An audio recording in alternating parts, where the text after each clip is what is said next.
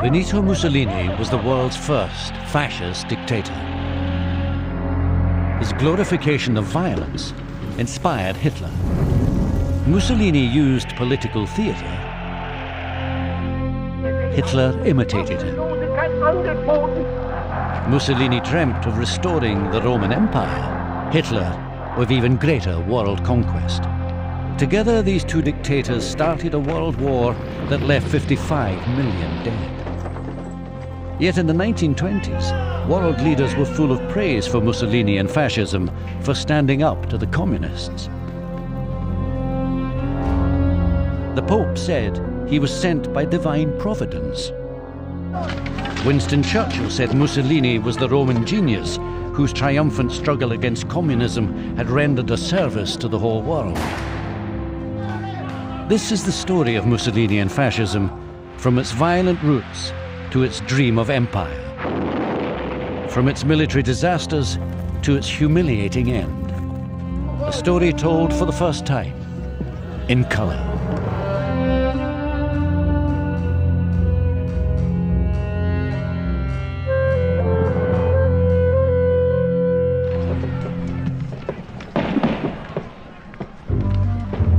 Fascism grew out of the bloody battlefields of the First World War. Italy had been fighting along with Britain, France and Russia against Germany and Austria. After 2 years of stalemate and brutal trench warfare, the Italian army cracked at the Battle of Caporetto in 1917. Suddenly, the Austrians broke through the Italian lines, caused complete panic and havoc. A great deal of territory that was already Italy was lost, as well as the territory that Italy was fighting to gain in World War I. And it almost was a catastrophic rout that ended Italy's participation in World War I. The Italian establishment was devastated by Caporetto, as 650,000 soldiers simply refused to fight, fleeing or surrendering instead. Among those on this desperate retreat was Ettore Ovazza, a member of a wealthy Turin banking family. Ettore had happily gone to the front with his brothers, believing, like many middle-class families, that war would build a glorious, revitalized Italy. Italy hoped to emerge from the war with an empire in Africa and a seat at the top table of European nations.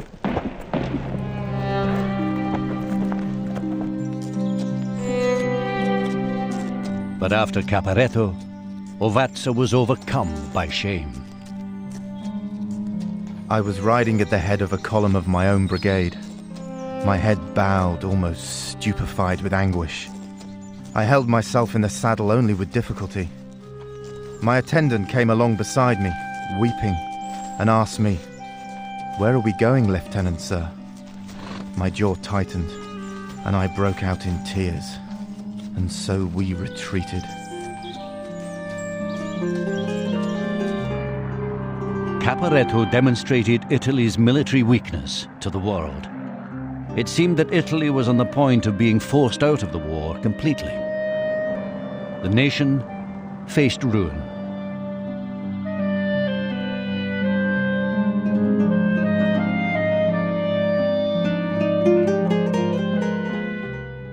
Caporetto was, of course, a military crisis, 1917, which then became a political crisis for the Italian government, the leadership as well, and for the main Italian political parties. It raised the question, first of all, whether Italy would be defeated.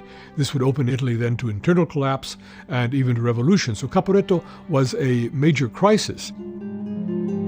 One man who rallied the public to defend Italy was Benito Mussolini, a 36-year-old journalist. At first, he'd been a fervent anti-war revolutionary socialist. Then he became passionately pro-war. He volunteered when Italy joined the war in 1915. He fought at the front, but was seriously wounded in a training exercise. Mussolini blamed his old comrades in the Socialist Party for the disaster at Caporetto. He believed their ceaseless campaign against the war had fatally undermined the army's morale. World War I had been opposed bitterly by the working class, which didn't want to have to go fight a war it didn't understand. The Socialist Party in Italy had opposed intervention in World War I, had portrayed Italy's intervention as a capitalist war in which arms manufacturers and plutocrats were sending other people to war for their own gains. Mussolini's former comrades became his bitterest enemies. È in questo periodo, soprattutto con Caporetto, che egli fa un passo It is here that, ulteriore especially after Caporetto, he makes another step in his political evolution towards nationalism. The only policy that Italy needed was a strong internal rule in order to fight the Austrian onslaught and, above all, to fight the internal enemies. It is here that Mussolini turns from socialist to nationalist. This was the start of Mussolini's war against the socialists. Quella che sarà poi la guerra di Mussolini contro I socialisti. Mussolini also hated the Vatican and the many Catholic pacifists who were opposed to the war. He felt they had betrayed Italy and stabbed the army in the back.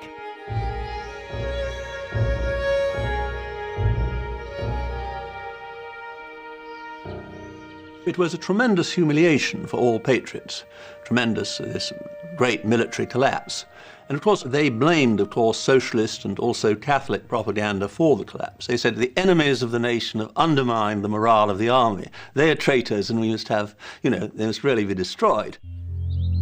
In Cremona, in northern Italy, railwayman Roberto Farinacci loathed Italians who had been won over by communism, which had just won power in Russia.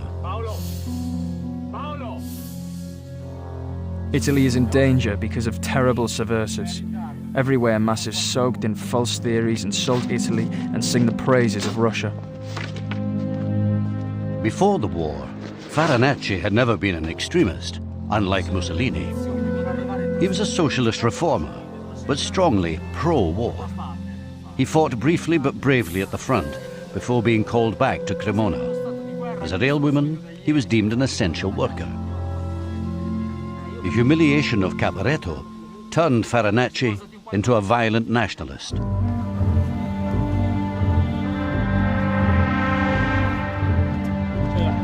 One of his first targets was Catholic lawyer Guido Miglioli, an outspoken member of parliament for Cremona who opposed the war.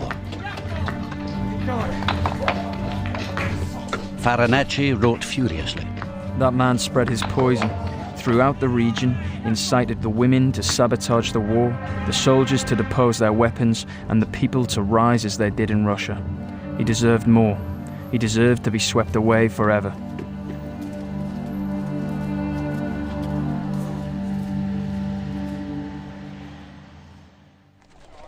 To rally the troops after Caporetto, the government promised land to the peasant soldiers and good jobs for the rest. This stiffened morale, and with the help of her allies, Italy was eventually victorious in 1918. But the victory celebrations did not last long. Italy did not gain its expected spoils of war. No African empire, and only limited territory on her borders. Soon the mood of the nation was one of anger and despair. And everywhere was the looming fear of communism. There's also, of course, all of the economic and social difficulties that follow the end of a great war. Demobilization, inflation, the problems of returning to peacetime production, and, of course, the threat of Bolshevism, which hangs over Italy as it hangs over most countries in Europe at this time.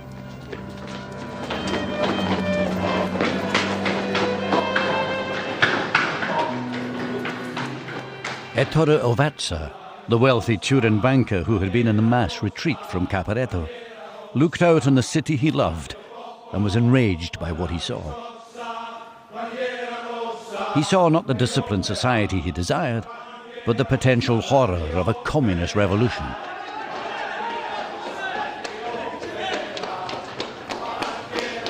In the city streets below, there was near insurrection, with riots and looting. The middle classes feared their property would be seized.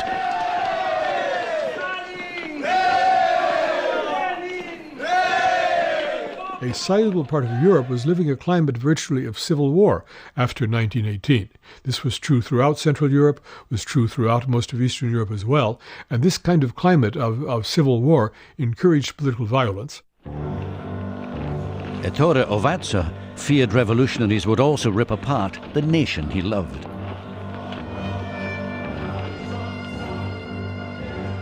He wrote in his diary, "In the nation, political hatred spread like wildfire. From the poisoned cities, intriguers spread out to plant the seeds of class war in the countryside. The young returning home, proud of having fought with honor, many with their brave bodies wounded, were downcast and alone, shoved aside as if guilty. This cry of anguish was heard by a man who was worthy of it, by Benito Mussolini." It was a sign of the desperation felt by solid middle-class families like the Ovazzas that they should place their faith in a man like Mussolini. He was a radical figure, still against the Catholic Church and the monarchy. From an early age, Mussolini had politics thrust on him. He was born in 1883 in Romagna, in northeast Italy, an area known for its passionate left-wing politics. His mother was a schoolteacher, his father a socialist blacksmith. They named their son after the Mexican revolutionary Benito Juarez. At school he was a violent bully. He was even expelled for stabbing a fellow pupil. He became a schoolteacher, but despite his tough reputation, he was sacked for failing to control his class. Then he discovered journalism and revolutionary socialism. And a man who'd been hailed by Lenin in Russia as virtually the only West European socialist who was really a Bolshevik kind of revolutionary socialist. So his main set of ideas were those of revolutionary Marxism. But Mussolini was never really an orthodox Marxist, despite this salutation from Lenin. He was always a Marxist who particularly emphasized the importance of the immediate revolution and of a violent revolution that had to be carried out by violent means now. The experience of the First World War turned Mussolini from a socialist to a nationalist, but he retained his respect for violent action. On March the 23rd, 1919, Benito Mussolini and 200 people, many disillusioned former soldiers, gathered in the Piazza San Sepolcro in Milan. Among the leaders was Roberto Farinacci. They formed a new nationalist movement, Fasci Italiani di Combattimento. Fascio, meaning bundle or bunch, indicated strength through unity, but combattimento, or fighting, showed the aggressive intent of the movement from the start. Their manifesto mixed strong nationalism with socialism, with calls for an 8-hour day, retirement at 55, a minimum wage, and more land for peasants. But Mussolini always wanted the overthrow of what he saw as decadent liberal democracy. And he was not alone. Another violent nationalist was the celebrated Italian poet Gabriele D'Annunzio. Enraged by the government's weakness, he seized the port of Fiume with his own militia of veteran soldiers.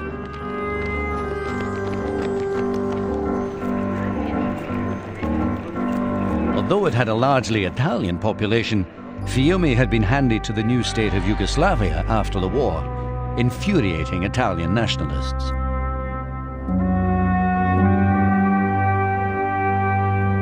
D'Annunzio spoke theatrically from balconies and dressed his militia in black, the color of death, all traits Mussolini eagerly copied.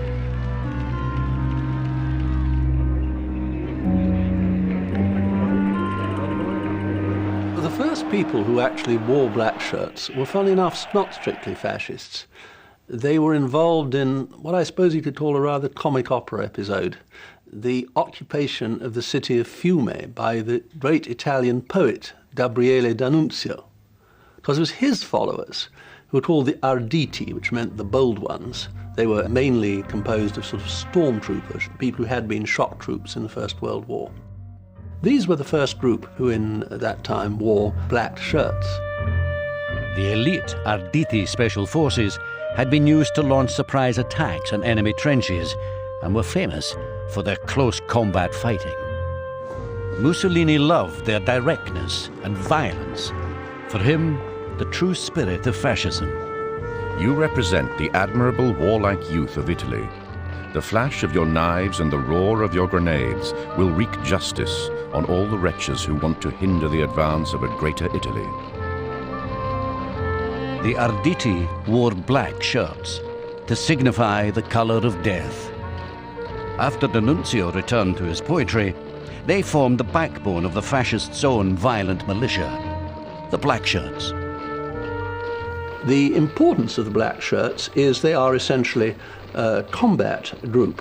The name of the fascist movement is, of course, Fasci di Combattimento, which means fighting groups. And essentially they were, and made no bones about it, these were groups for street fighting and violence.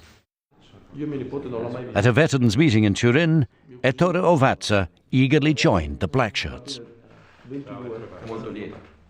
And Ettore Ovazza enters the fascist movement as part of a movement of veterans who are getting together and asking themselves, how can we prevent these terrible things that are happening from destroying the country we've been fighting to help create. And so he was a natural recruit for the fascist movement. It was not at all unusual for Jews like Ettore Ovazza and his family to be fascists. Although violently nationalist, the fascists, unlike the Nazis, were not anti-Semitic and did not believe in racial superiority. 1 in 3 Italian Jews later joined the fascist party, and Mussolini's mistress was Jewish. Jews were strongly nationalist because the Risorgimento, the nationalist movement which unified Italy in 1870, ended persecution of the Jews and freed them from their traditional ghettos. Jews gained full equality. This allowed Ettore's family to found Banca Ovazza and become rich and respected. Now as a black shirt, Ettore Ovazza supported the fascist attack on those who seemed to be destroying the country he loved. But after the war, the fascists were not the greatest threat to the Italian state. In the years of 1919 and 1920, a socialist revolution seemed inevitable. Strikers occupied factories, peasants seized farms. These 2 years are known as the Biennio Rosso, the Red Years. The socialist advance seemed unstoppable. In September 1920, 500,000 engineering workers occupied 300 factories in Milan. The occupation spread to other cities. The liberal government seemed paralyzed as the militancy grew. At that moment, a socialist revolution on the Russian model might have succeeded, sparking similar revolutions across Western Europe.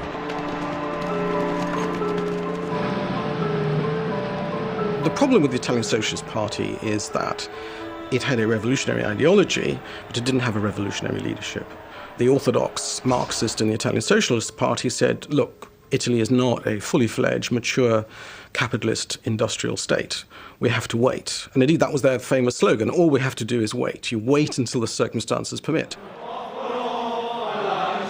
The socialists were torn between seizing power through the ballot box or the bullet. They were winning electorally very, very successfully, particularly at a local level. They were taking over vast swathes of northern and central Italy, which to the local landed elites in itself constituted a revolution. In the 1919 election, the socialists became the largest party in parliament. So when the owners of the occupied factories finally conceded higher wages, the socialists chose the reformist path and accepted their offer.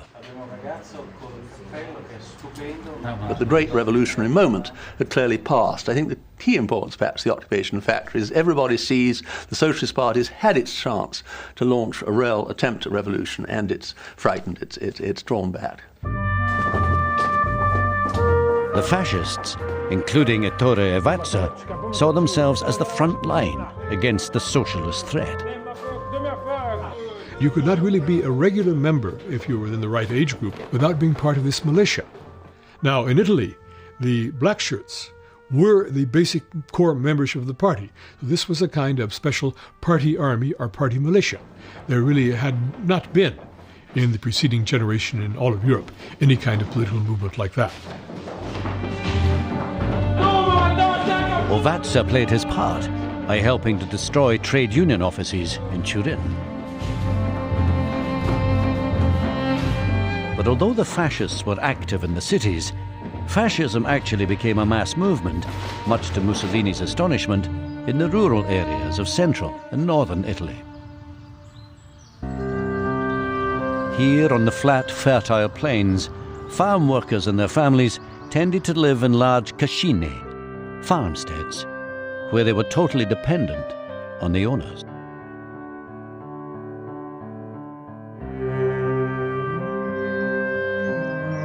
For centuries, this master-servant relationship had scarcely changed.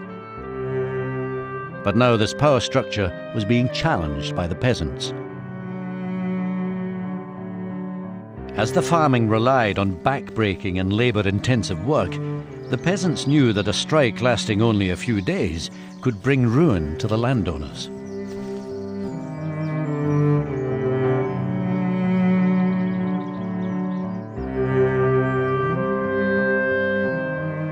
Therefore, the landowners became the natural allies of the fascists against socialists who were determined to set up workers' cooperatives to control the land.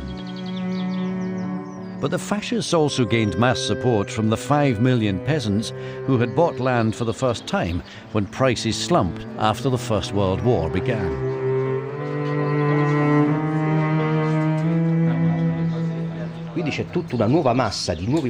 So there is a mass of new landowners who are absolutely not willing to give up their land for a socialist revolution. These are the masses that gave birth to fascism. But there is also a vast mass of middle class who want to defend their property. It is they who will organize the fascist squads. The tactics of the fascist squads were essentially tactics of violence. If they couldn't persuade or intimidate, then they simply used force to persuade people to abandon socialist trade unions, socialist peasant leagues. Cremona in Lombardy was one of the strongholds of this uncompromising fascism. There, Roberto Farinacci was one of the most ruthless of the local leaders. Farinacci set out to break the power of the Socialist Peasant League, the Red League in the south of the province, and the radical Catholic leagues, known as the White League, in the north. The White League, headed by Farinacci's old opponent, Catholic lawyer Guido Milioli, had forced hundreds of landowners to set up small cooperatives where the peasants shared in the profits from the land.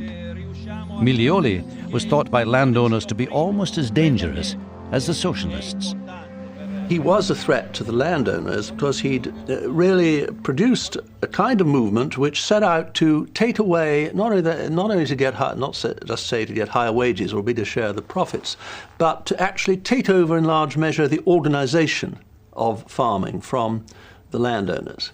I mean, one thing which these movements succeeded in doing was telling the landlords how much labor they had to use. They would say, you have to employ so many workers. So it was a threat, I think, a threat to the real rights and control of property. In just 1 year, Milioli's White League led a series of strikes involving 6,000 farm workers in 340 cascine. When crops were left to rot and barns were burnt, Farinacci's fascists set out to destroy both the Catholic and socialist organization. The black shirt squads in northern and central Italy had one great advantage on their side: mobility. Increasingly, they worked according to a plan.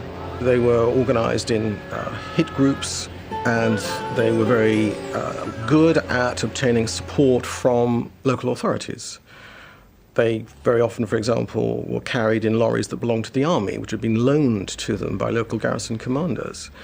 And they organized themselves in absolutely military fashion sometimes in order to destroy the basis of socialist activity there.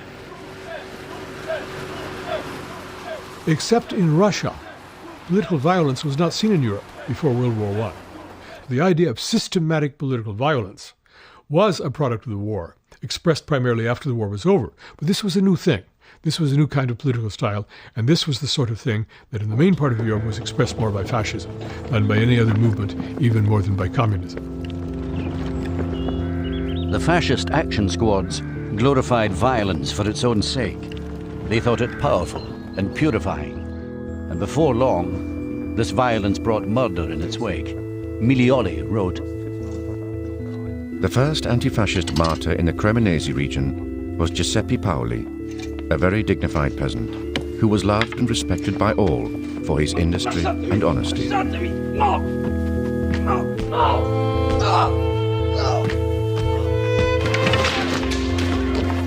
By the end of 1920, fascism was on the march in Italy. The motto of the black shirts was "Me ne frego," I do not give a damn. They considered life cheap, just as it had been in the trenches.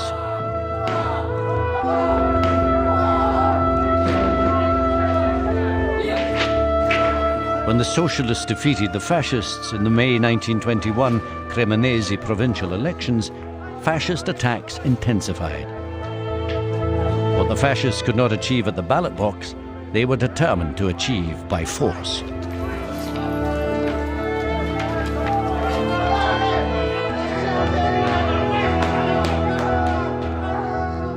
Once again, the Catholic leader Milioli was badly beaten. Sometimes the victims of the black shirts were just in the wrong place at the wrong time. A person could be killed for wearing a carnation, the Socialist Party emblem. But often the deaths were the result of planned, systematic terror.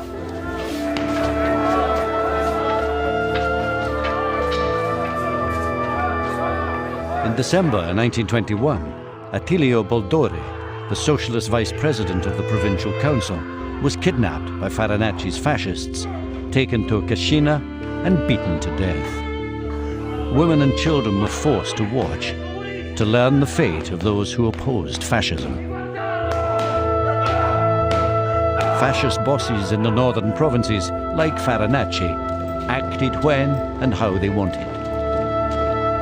The only thing I think one can say is that it was organized on a local level. It was organized by fascist bosses who usually were ex-officers. It wasn't, however, organized by Mussolini. There wasn't some kind of central directing plan.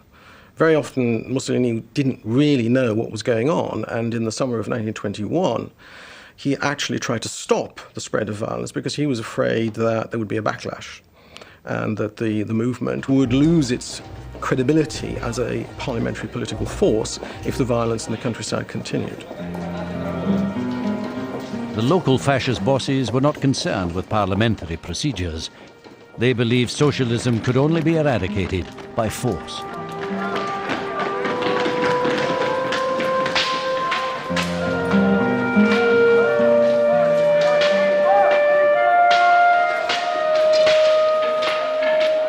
Farinacci didn't beat the socialist councils in Cremona in elections. He simply stormed the town halls.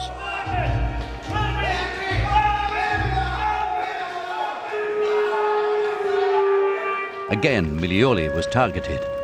His apartment was set on fire. The Liberal government protested, but was fatally weak. It refused to send an armed force to restore order and reinstate the democratically elected officials to power.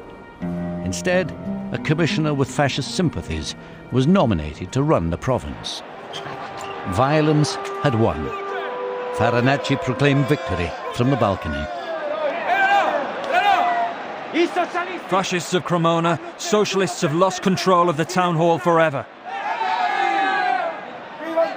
The experience of Cremona was repeated across swathes of central and northern Italy. The fascists could see victory ahead.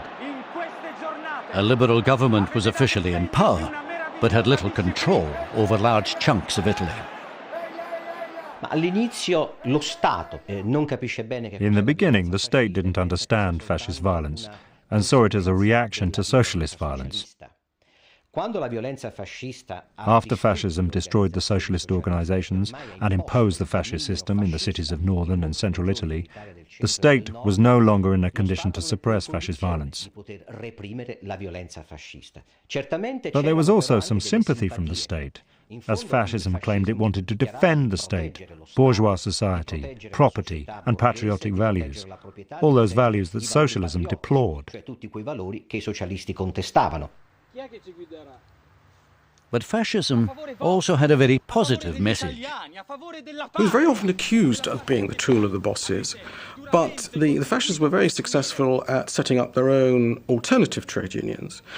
And inasmuch as they were working alongside large landowners and, in broader terms, the middle class of the countryside and the small towns, they were in a position to offer work. In some cases even to offer small pieces of land. So they actually, yes, they had something really sort of practical to offer some of the people whom they were trying to win over. They all built up these very powerful local machines, building a kind of totalitarian control, but only over single provinces. It was very local, but this sort of totalitarian control of single provinces. They really controlled everything. Fascist success in rural Italy had a dramatic impact. By the end of 1921, the party had grown from 20,000 to over 200,000 members. And it tasted electoral success too. 38 fascists, including Mussolini, were elected to parliament. Fascist support was surprisingly widespread. The hard core of the fascist movement were, in some sense or another, middle class. But there were also workers, and even some industrial workers. And one of the interesting factors, of course, is the presence of large numbers of students, out in a disproportionate way to their numbers in the population as a whole. By the summer of 1922, the socialists had almost lost the will to fight in the face of fascist intimidation. The socialists made one final but fatal effort to stop the fascists by calling a general strike on August 1st, 1922, to defend political and trade union freedoms.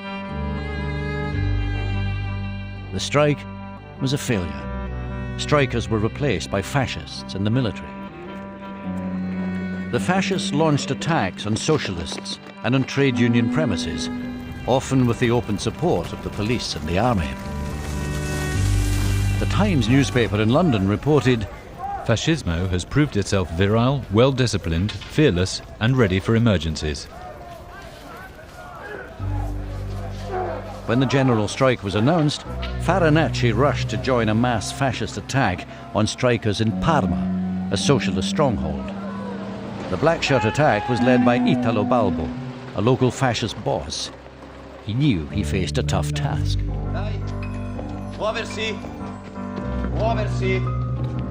The city has remained almost impregnable to fascism. Business activity, council and government services have all ground to a halt over the last 3 days.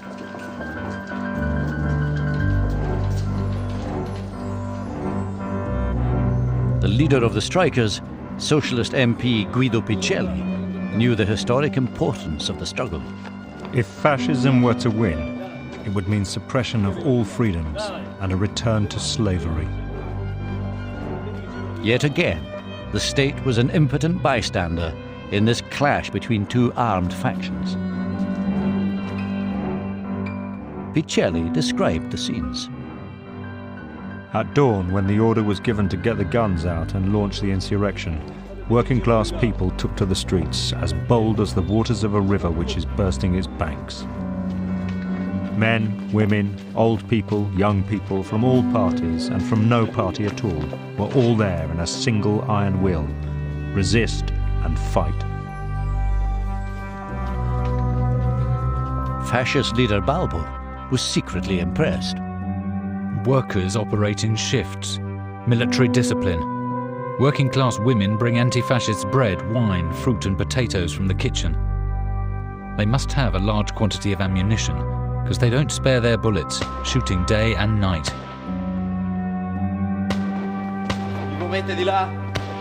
The fighting raged for 6 days, forcing Balbo to concede. For the first time, fascism found itself facing a well-organized and well-trained adversary, equipped, armed, and prepared to fight to the finish.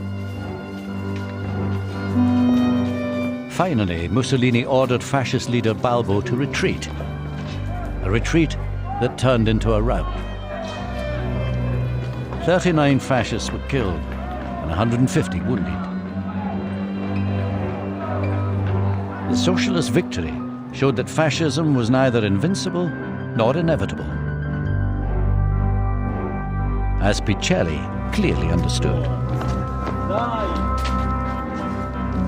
If we were organized and disciplined, we would be strong enough to defeat fascism 1,000 times over. But it was a false dawn.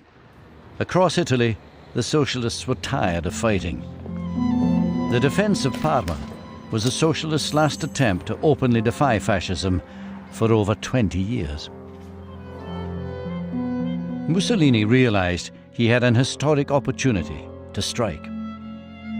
The socialists were beaten, the government weak, and the army sympathetic. Even the new pope seemed to smile on fascism.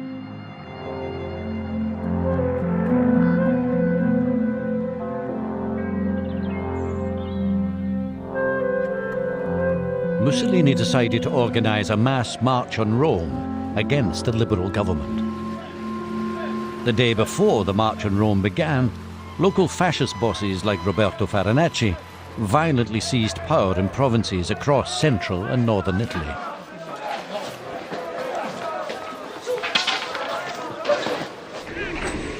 On October the 28th, 1922, 25,000 black shirts converged on the capital, demanding power. It was an impressive show of strength, but fascism could still have been stopped.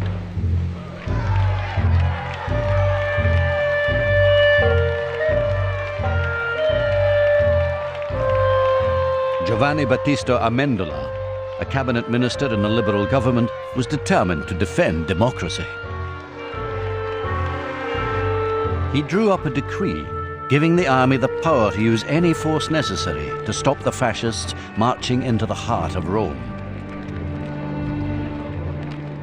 The king, Victor Emmanuel as head of state, refused to sign the decree. The main instrument of violence in Italy was the Italian army. The leadership of the Italian army was obedient to the crown. Had the king ordered the Italian army to suppress the fascists, the army would have obeyed, and the fascists would have been suppressed. The next day, Mussolini was invited to Rome to form a new coalition government by the king. He had seen his major enemies in Italy being the socialists and the communists, who wanted a revolution, wanted to depose the monarchy. He had seen the moderate political parties, the regular parliamentary and more democratic parties, divided, relatively impotent, unable to cope with the situation in Italy. Therefore, what the king was doing in October 1922 was simply making the leader of the most vigorous and dynamic new political movement parliamentary prime minister of a coalition government. The Italian government had backed down in the face of fascist violence. Though Mussolini led a constitutional government, and there were only 3 fascists in the cabinet, he ensured that he could rule by decree for the first year, and that he was in charge of all of Italy's police forces. The king had inadvertently opened the way to a full fascist state under Mussolini's leadership.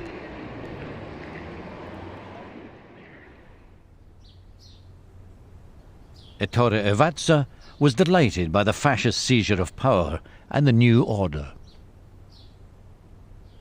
From the point of view of a conservative banker, the fact that strikes had been squelched, unions had been squashed, order had been restored, were all extremely positive events. You had a no-nonsense government that was whipping people into shape and bringing the country into order. The fascists moved quickly and ruthlessly against the communist foes.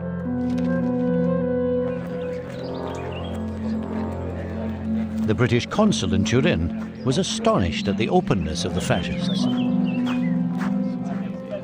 The kidnapping and murders in what might be called the socialist quarters of the city were carried out methodically, without the slightest interference from the Royal Constabulary.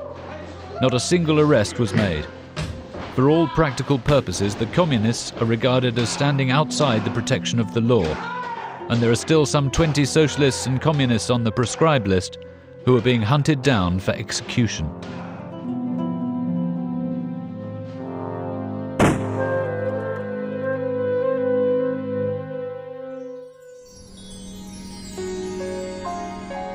In a Turin villa, there was a rather more joyful scene. After his second son Riccardo was born, Jewish banker Ettore Ovazza placed symbols on the cradle to represent his three passionate beliefs: the fatherland, faith, and family. All, he believed, had been saved by fascism.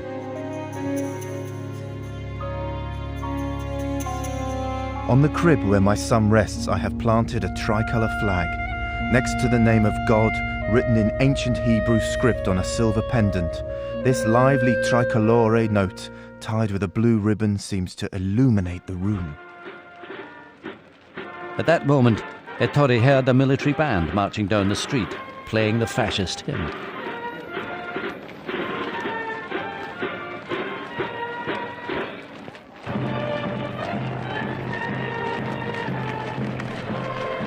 And he's so excited, and he grabs the child and takes him to the window and says, "Look at the new Italy being born, and how fortunate you are to be born into this new world." And it gives you a very touching and very human portrait of what a sincere, if deluded, Jewish fascist would have thought and felt at that time. Ovazza and other fascists believed that their violence was cleansing the nation. They tried to intimidate all remaining opponents of the regime. In late 1923, Giovanni Amendola, the former liberal minister who had tried to stop Mussolini, was beaten unconscious by a gang of fascist thugs. When Mussolini heard of this assault, he remarked, "Good. Tonight I shall dine with a better appetite." But for all the violence, the fascists remained a minority party and still did not have total power. This left one basic fundamental question, the question of long-term political power. How really to change the situation into a Mussolini government that would be more of a fascist regime that would keep him in power, because he had no blueprint. In Parliament, Giacomo Matteotti, a highly respected moderate socialist deputy, accused Mussolini of being ready to use force if the next elections turned against him. A triumphant cry of "yes" went up from the fascist deputies. Mussolini nodded his head. In the elections of 1924, amid considerable intimidation, the fascist-led coalition claimed to have won 66% of the vote. But in June 1924, Mussolini was plunged into a sensational murder scandal that threatened to destroy him forever. This was the Matteotti affair, the murder by squadristi of the leading spokesman of the socialist opposition in Parliament, who was kidnapped and stabbed to death, and found the corpse was eventually discovered in the woods outside of Rome a couple of weeks later. So this was a major crime and atrocity that even went too far in the eyes of many fascists and created a basic political crisis. Matteotti's murder was arranged by Mussolini's close aides.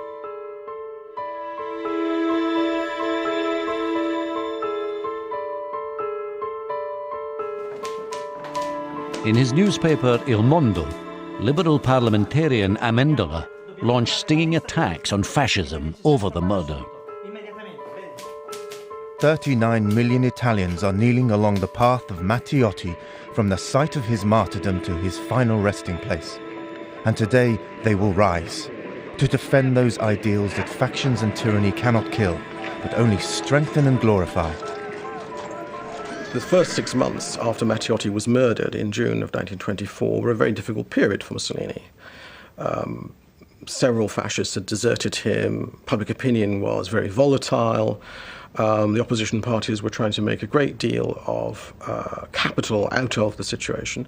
There was a real fear that he would be overthrown. Indeed, he himself, I think, more or less gave up at one point and thought, well, you know, this was it. This was the end. But other fascists were not prepared to give up power so easily. Roberto Farinacci and 30 other fascist bosses threatened to kill Mussolini if he failed to keep fascism in control.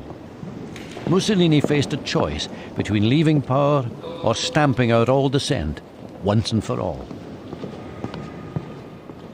On January the 3rd, 1925, Mussolini strode confidently into Parliament. He did not even try to deny his role in Matteotti's death. I declare before all Italy that I assume full responsibility for what has happened. Italy wants peace and quiet, and to get on with its work. I shall give it all these, if possible in love, but if necessary by force. In the 48 hours after my speech, the whole situation will be changed. The January 1925 speech is the revelatory moment when fascism embarks upon the path towards dictatorship and the totalitarian state. He does it through a series of laws which eliminate the opposition deputies from parliament, which increasingly censors the press, which ultimately in 1926 leads to the dissolution of non-fascist parties and non-fascist trade unions, to the structures being put into place of a police state and a one-party state. The Vatican, like the monarchy, stayed silent. One man did speak out, Amendola.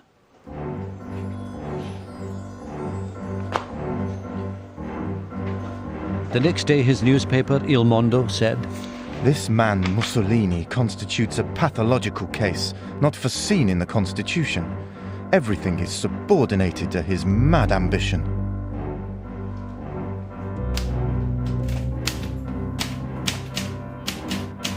But in the new fascist order, no opposition was tolerated. Amendola was hunted down by the black shirts and viciously beaten. Farinacci had no doubt that this was the right course. I believe this will serve as a lesson in order to avoid bigger trouble. It was Amendola who coined the term totalitarismo, totalitario, saying that what Mussolini was going for, though he was proceeding only step by step, in the long run was a total, what Amendola called a totalitarian dictatorship. And he was one of the most effective spokesmen for the opposition, and someone who refused to stop and refused altogether to shut up. That was why he was dangerous. But he was soon silenced. Amendola suffered extensive damage to his lungs from the beating. On April the 7th, 1926, he died of his injuries.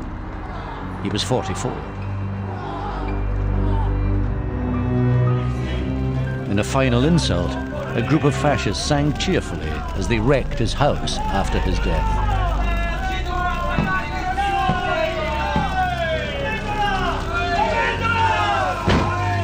Mussolini was relieved to be rid of him. We had only one foe, an inflexible one, Giovanni Battista Amendola. He wanted to overthrow us in order to found a democracy. But democracy was now finished in Italy. Fascism and Mussolini had complete power. The question now was, what would he do with it? The answer would shake the world.